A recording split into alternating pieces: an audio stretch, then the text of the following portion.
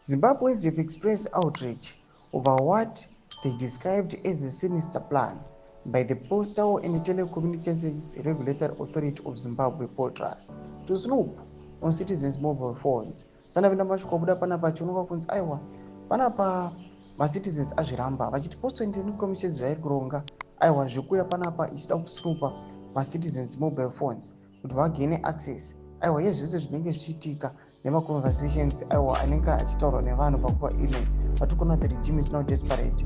Go subscribe all like on the bell kuti kuna panapa news demo ndonyora chiti. POTRAS has proposed the registration of every mobile phone, saying the move seeks to enhance national security and combat crime. His proposal has sparked the heated debate among citizens, with many expressing concern over privacy and the potential for government overreach.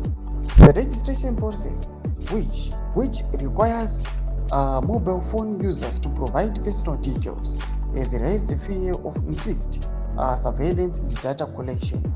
Government critics and ordinary Zimbabweans questioned the necessity of the measures, citing concerns over data protection and the potential of abuse of power by state.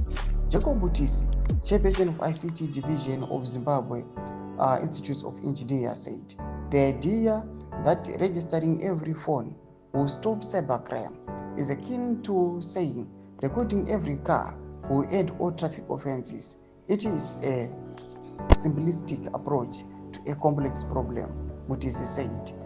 Ndomashoko anobuda panapa chionekwa kunzi aiwa this move iri kuda kuitwa panapa nevanhu veICT panapa aiwa nevePOTRAS aiwa haimbobetseri chinhu, hambongambokwanisi kumbobata vanhu noda kwokuti aiwa anopa example achiti aiwa zvamufanira kuti munenge muchirekodha each and every vehicle.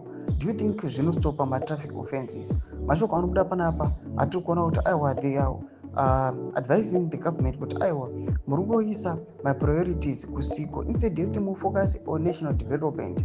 Now you're now snooping pane ma-individual and citizens mobile phones. Tudze mafunguro aimoti kudi pamusoro pechitiko ichi kuna comment section medu. So subscribe or like, chat on the bell icon.